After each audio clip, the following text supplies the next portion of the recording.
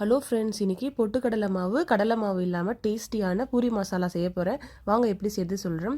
First உருளைக்கிழங்கு ஒரு குக்கரில் நல்லா பாயில் பண்ணி எடுத்துக்கோங்க. நல்லா பாயில் ஆகிற அளவுக்கு ஒரு 3 விசில் விட்டுருங்க.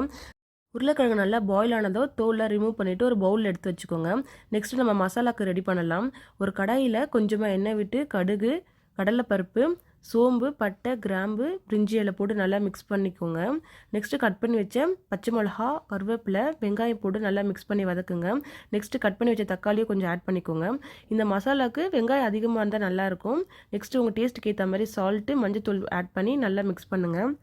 நல்லா மிக்ஸ் ஆகட்டும். நல்லா வதங்கினதுக்கப்புறம் கொஞ்சமாக இஞ்சி பூண்டு பேஸ்ட் ஆட் பண்ணிக்கோங்க. அதையும் நல்லா மிக்ஸ் பண்ணி வதக்குங்க.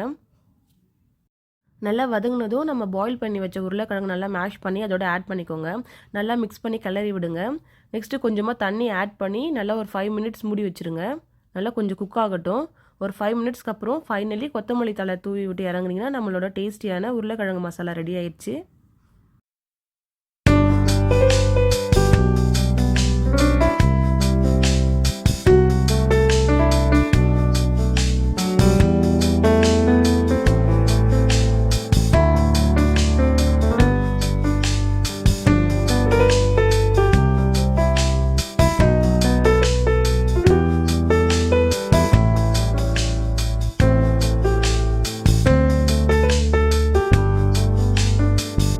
நெக்ஸ்ட்டு பூரிக்கு ரெடி பண்ணலாம். ஒரு பவுலில் கோதுமை மாவு எடுத்துக்கோங்க. அதில் கொஞ்சமாக ரவை, சால்ட் ஆட் பண்ணி நல்லா மிக்ஸ் பண்ணிக்கோங்க.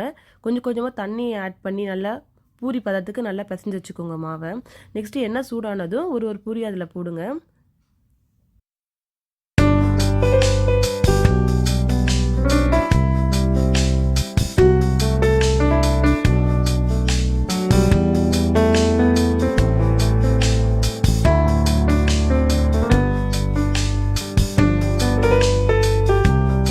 அவ்வளோதான், டேஸ்டியான பூரி மசாலா ரெடி ஆயிடுச்சு.